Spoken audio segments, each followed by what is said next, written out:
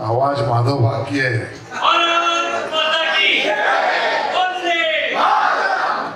आज के इस प्रोग्राम में उपस्थित मेरे वरिष्ठ नेता और मेरे वरिष्ठ सहकारी, पार्टी के पूर्व मंत्री और पूर्व अध्यक्ष सम्मान्य राज पुरोहित जी, मंच पर उपस्थित मेरे मित्र और पार्टी के कोषाध्यक्ष सम्माननीय किरीट बंसाली जी, मंच पर उपस्थित सभी महानुभाव और जिनके कार्य की सराहना करने के लिए हम लोग यहाँ पर इतनी बड़ी संख्या में आए।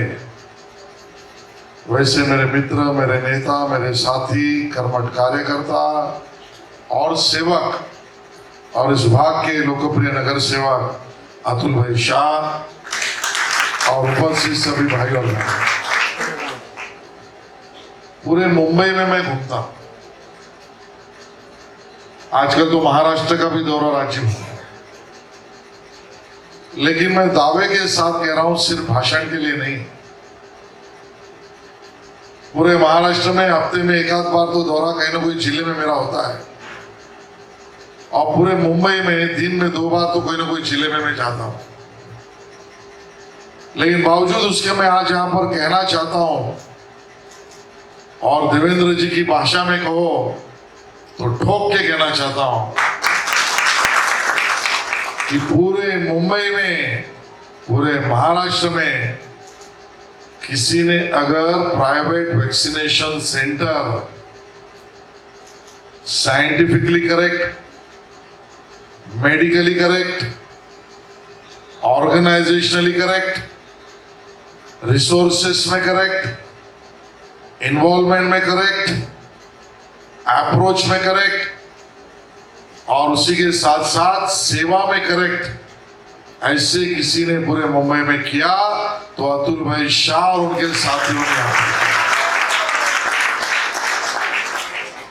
मैं बहुत अभिनंदन देना चाहता हूं अतुल भाई का। कोविड के इस समय पर मैं भी यहां 2 बार आ गया। आपके इस 80 पूरे सिपाही, मैं सिपाही कहूंगा इनको, इनकी लगन को और मेहनत को भी मैंने देखा।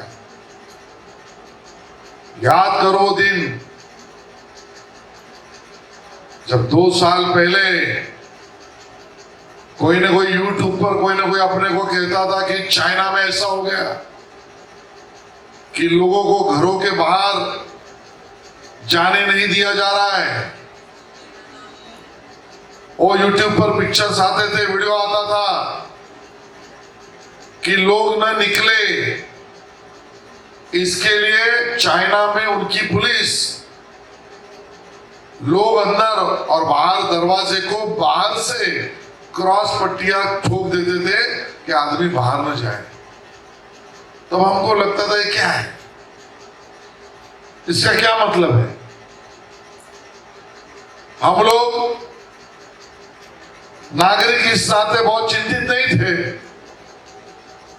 लेकिन एक आदमी जो था, जो पहले दिन से दुनिया की बढ़ती परिस्थितियों पर ध्यान रखकर था, चिंतित भी था और मेहनत भी कर रहा था, और व्यक्ति, वो नेता भारत का प्रधानमंत्री नरेंद्र मोदी। कोविड क्या होता है, कोरोना सुना नहीं है, वैक्सीन का साथ संबंध तो है ही नहीं। अच्छा, हमारे यहां नहीं, दुनिया में नहीं है। और जब स्थिति बनी ये चैन को तोड़ना चाहिए, तो वो भी दिन आपको याद होगा, भारत के प्रधानमंत्री जी ने हम सबको टीवी पर आकर ऐलान कर दिया कि इसके आगे हम सब लोग सहयोग करें, और उसके लिए उन्होंने डायरेक्ट लॉकडाउन नहीं किया। गलत बोलने वाले रोज गलत बोलते हैं। मुझे आज यहां कहना पड़ता है दुर्भाग्य से, भले आज का वो विषय नहीं है, लेकिन कई लोगों की याददाश्त फिर से ताजा करने की जरूरत है। या तो वो जबरन भूलते हैं या पॉलिटिकल भूलने की बीमारी है। महाराष्ट्र के सम्मानीय मुख्यमंत्री ये पॉलिटिकल भूलते हैं या पॉलिटिकल भूलना चाह रहे हैं। लॉकडाउन पहले हमने नहीं लगाया, जनता कर्फ्यू लगाई थी, जनता कर्फ्यू, याद होगा। अचंभित हो गए दुनिया के लोग। साहब 130 करोड़ का देश और एक नेता आकर देश के नागरिकों को कहता है कि आपके ऊपर कोई पुलिस से रोक नहीं, कोई मिलिट्री पैरामिलिट्री नहीं, आपको मुझे देश को बचाना है, इस चैन को तोड़ना है। बड़ी लंबी लड़ाई, याद करो, यूट्यूब पर जाकर अभी भी निकालिए। माननीय मोदी जी का वाक्य है, बड़ी लंबी लड़ाई की शुरुआत करने के लिए अपने को लंबा जाना है, इसके लिए अपना योगदान जरूरी है। और उसके लिए हम लोग जनता कर्फ्यू में शामिल हुए, 130 करोड़ लोग शामिल हुए। दुनिया में ऐसा उदाहरण नहीं मिलेगा। बाद में लॉकडाउन हुआ, हम सब लोग उससे पीड़ित, आहत, तकलीफ में थे, देश था। और वो दिन याद करो, लॉकडाउन है, बाजू वाले के घर में भी नहीं जा सकते, लॉकडाउन है, काम पर नहीं जा सकते, लॉकडाउन है, इकट्ठा आने का तो सवाल नहीं, लॉकडाउन है, अपने काम पर, ऑफिस पर जाने वाली ट्रेन भी चालू नहीं, एरोप्लेन भी चालू नहीं, ट्रेन भी चालू नहीं, बस भी चालू नहीं। वो चित्र तो अभी सामने आता है तो लगता है वही मुंबई है। माधवबाग आया था, रास्ते पूरे निर्मनुष्य, गाड़ी नहीं, व्यक्ति नहीं, और कोई इसे हॉल में तो कोई इकट्ठा होता ही नहीं था। लेकिन समझो गलती से किसी ने खांस लिया, था कि नहीं था? ये डर सही था, क्योंकि हमको नहीं पता था कोरोना है क्या। और उस समय पर बहुत सारे पंडित लोग लिखते थे, राज्य को पता है, कहते थे स्वीडन में हर्ड इम्यूनिटी है, वहां तो कुछ बंद नहीं, यूएसए में कहां है लॉकडाउन, कई देशों के नाम लेते थे। आज मैं कहना चाहता हूं ठंडे दिमाग से, भाई साहब, मोदी जी की तारीफ करना न करना बाद में, आंकड़े तो बताओ। स्वीडन में इकोनॉमी की जो हालत 1 साल पहले हुई, किरण भाई को पता होगा, वो सेकेंड वर्ल्ड वॉर के बाद जितनी खस्ता हालत हुई वो स्वीडन की हो गई, हर्ड इम्यूनिटी के चक्कर में। और अमेरिका जैसा देश, मेडिकल फैसिलिटीज भारत के तुलना में कई ज्यादा। मित्रों, वो चित्र अभी भी मुझे याद है, लिफ्ट और लॉबी में लोग मरे पड़े हैं, कोई लेके जाने के लिए तैयार नहीं। कई देशों में तो राह चलते आदमी को पकड़कर पीछे बेड़ियां डालकर घसीट कर, जैसे क्रिमिनल है, उसको गाड़ी में डाल रहे थे।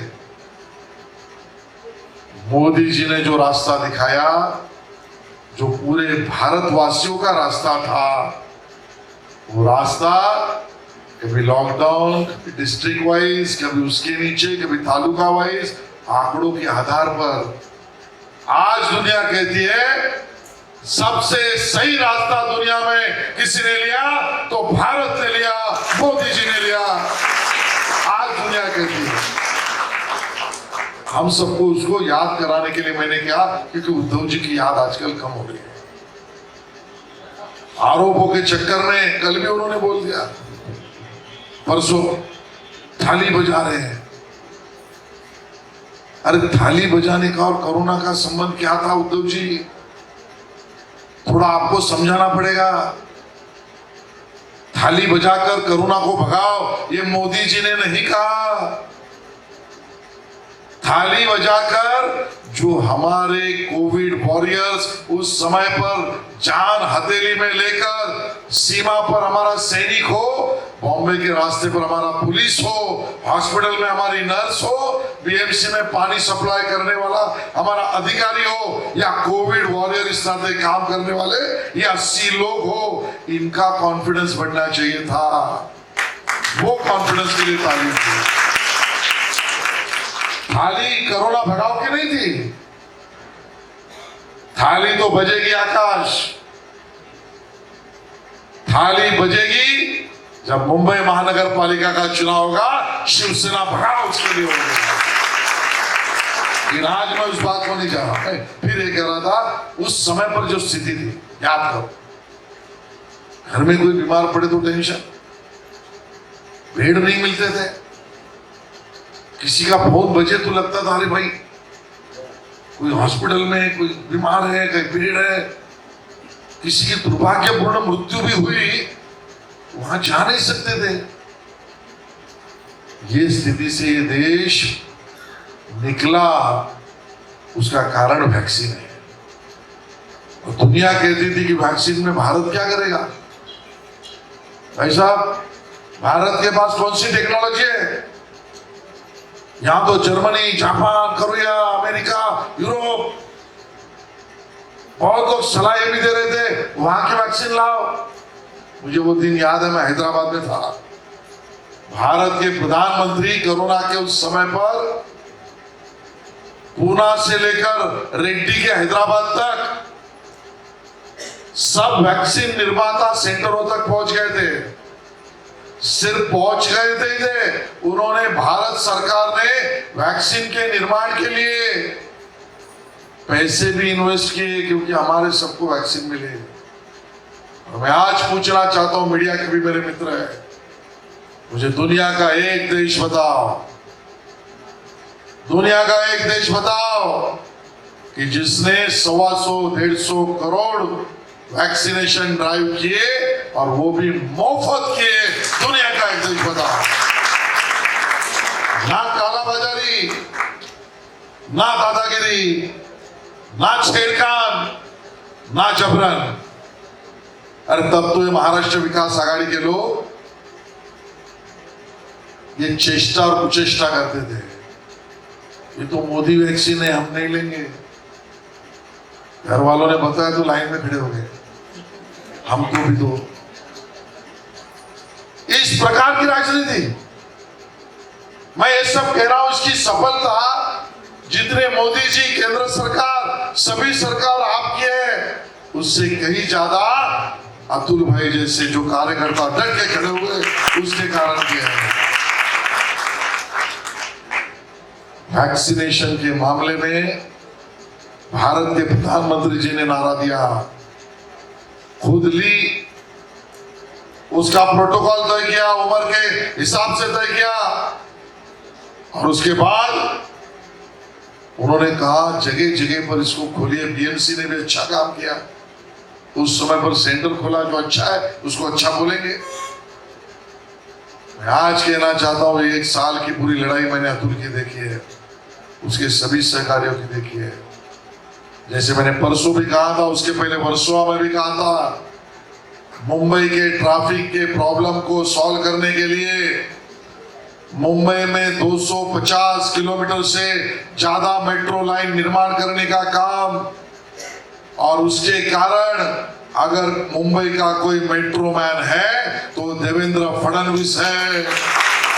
उसी तरीके से आज मैं ऐलान करता हूं कि मुंबई में और इस विभाग में सही मायने में वैक्सीन का काम करते करते जो वैक्सीन दूत बन गया, उसका नाम अतुल शाह है।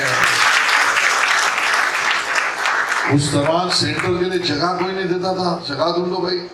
मैं ट्रस्टियों का अभिनंदन करूंगा, जगह मिली तो कैटरर नहीं, खाना खिलाना है लोगों को, डेकोरेटर नहीं, सप्लाई चेन के लिए गाड़ी बाहर निकालो, ट्रैफिक की परमिशन नहीं। आप व्यवधान देखिए, क्या ऐसा नहीं हो सकता है 80 जो हमारे बहनें और कार्यकर्ता है, उनके घर वालों ने नहीं कहा होगा कि आप मत जाइए, बाहर कोरोना है। बावजूद उसके कि अपने घरों में जो लोग चिंता के कारण, शुक्ला जी के घर में होगा, बाकी सबके घर में होगा, आप मत जाइए। लेकिन क्या ऐसी बात थी, साहब मेरे घर में जो होना है, मेरे साथ जो होना है, हो जाने दीजिए, लेकिन मेरे पड़ोसी और आजू बाजू के लोगों के साथ बुरा ना होना चाहिए। ये ताकत से हमारे 80 योद्धा निकले थे। लोग आए, उनको अंतर डिस्टेंस में बैठाए, एंटीजन टेस्ट कराए, वैक्सीन का सप्लाई ठीक हो, टेम्परेचर मेंटेन हो, वैक्सीन दिया जाए, देने के बाद उनको इसी जगह पर बिठाया जाए, उसकी रिएक्शन न हो, रिएक्शन हो तो एम्बुलेंस हो। और उस दरम्यान लोगों के मन में मैं आज आलोचना करना चाहता हूं, महाराष्ट्र विकास आघाड़ी के नेताओं ने, शिवसेना के लोगों ने, राष्ट्रवादी के लोगों ने इस वैक्सीनेशन ड्राइव को मोड़ने का, मरोड़ने का पूरा प्रयास किया। और उदाहरण के साथ कह सकता हूं, जो मंत्री जेल में नवाब मलिक, उन्होंने तो मोदी वैक्सीन है मैं नहीं लूंगा कहा। और वहां पर जी साउथ वार्ड में वर्ली में शिवसेना के लोगों ने आम आदमी का वैक्सीन इंडिया बोल के बड़े बड़े अधिकारियों को खिसका के उनको दे दिया। कोई ऐसी घटना इस सेंटर में नहीं हुई है। हर व्यक्ति एलिजिबल है, उसको वैक्सीन मिला है, ना जेब से एक पैसा गया, ना किसी का हक मारा गया। माधवबाग का सेंटर ये हिस्ट्री में नोट होगा। मैं अतुल को कहूंगा उसकी बुक भी निकलनी चाहिए। आपने इसकी क्या क्या अलग तरीके से काम किया। एक वैन बनाई, उस वैन के उद्घाटन में मैं आया था। लोगों तक पहुंचने के लिए कैंपेन, पैम्पलेट बना, पैम्पलेट के माध्यम से कैंपेन, और उसके साथ साथ लोगों तक अगर साइकिल के द्वारा भी पहुंचाना है तो वो। और मुंबई में भी नहीं, पूरे देश में नहीं हुआ। वो वैक्सीन के इस कैंपेन में गीत बनाया तो ये सुमधुर हमारे अतुल भाई ने। और इसके लिए मैंने तय किया कि आज बड़े लंबा भी हो कि मैं जोगेश्वरी थोड़ा देरी से पहुंचूंगा, चलेगा, लेकिन अतुल भाई का ये स्वागत समारोह, आपका सम्मान समारोह, ये मेरे लिए ज्यादा प्रिय है। और मुझे याद है अतुल भाई की क्रिएटिविटी में जानता हूं। ये इसका एक एसओपी भी बनाएंगे, standard operation procedure, how to run by public participation vaccination centre. और उसका एसओपी बनाकर ये डेटा को कैसे सिलेक्ट करना, टेक्नोलॉजी का कैसे उपयोग करना, 48,000 वैक्सीन तक कैसे जाना, ये तो एसओपी बनाएंगे, लेकिन मुझे उनका इंटरनेशनल कॉन्टेक्ट भी मालूम है। आप अचंभित मत हो जाना, आने वाले 6-8 महीने में दुनिया के किसी कोने के देश में उस देश ने अतुल भाई को बुलाया होगा कि हमको भी एसओपी सिखाओ, कभी तकलीफ होगी तो हम मदद आपके ले सके, यहाँ तक काम बढ़ेगा। और अतुल भाई आप जब भी जाओ बड़े देशों में हमें भी लेके जाओ। और आपको मैं शुभकामनाएं इसके लिए देना चाहता हूं। आपने आज एक बहुत छोटी बात, मैं थोड़ा नाराज हो गया। आपने कहा राज्य के बोलने पर पहले टिकट तो दो, बहुत छोटी बात नहीं है। मेरा तो सवाल है, बीजेपी के सामने इस वार्ड में कोई खड़ा होने की जरूरत तो करे। और इसके लिए ये वार्ड, ये भी बीजेपी का, नगर सेवक भी बीजेपी का, यहाँ का नेता जो मोदी जी को मानेगा वही जीत कर आएगा। आप सब लोग सौभाग्यशाली है, इस प्रकार से काम करने वाला नगर सेवक आपको मिला है। अतुल भाई को मैं बहुत चीजें मुझे कहनी है, इतने सालों से जानता हूं, इतना ऊर्जावान आदमी मैंने देखा ही नहीं। कौन सी ऊर्जा उनको मिलती है, स्पिरिट में है।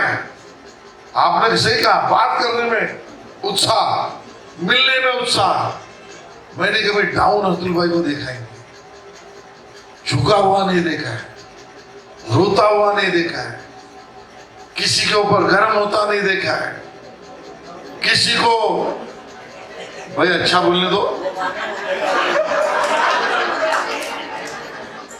भाई जो आपके ऊपर गुस्सा आपको लगता है वो प्रेम है। मैं सही मायने के गुस्से की बात कर रहा हूं। और इस प्रकार का ये व्यक्ति, ये हमारे भारतीय जनता पार्टी का हीरा है, हीरा। और इस हीरे ने आज जो चमक दिखाई है, ये हमारे लिए भी प्रेरणा है। मैं भी जनप्रतिनिधि हूँ, मैं भी 2 टर्म एमएलए हूँ, 2 टर्म कॉर्पोरेटर रहा हूँ, लेकिन अतुल भाई जो आपको जम सका मुझे नहीं जम सका। इतना अच्छा काम आपने किया है, मैं आपको बहुत सारी शुभकामनाएं देता हूँ। लेकिन मैं अंत में इतना ही कहूँगा, यहाँ बैठे हर व्यक्ति को, ये हिंदुस्तान की ताकत है। कौन कौन सी भाषा बोलता है, कौन कौन से धर्म का है, कौन किस जाति का है, ये मायने नहीं रखता। हिंदुस्तान की ताकत अगर कुछ है तो सेवा करने की ताकत है। हर व्यक्ति सेवा के काम में लगना चाहिए। इस कार्यक्रम से अगर कोई मैसेज लेना है तो अपनी ताकत और क्षमता के अनुसार आप जो करते हो उसको और 2 गुना दार चौगुनी तरीके से सेवा के माध्यम से करें। आपका बहुत बहुत शुभकामनाएं, धन्यवाद। मुझे जाने का मौका दीजिए। जय हिंद, जय महाराष्ट्र।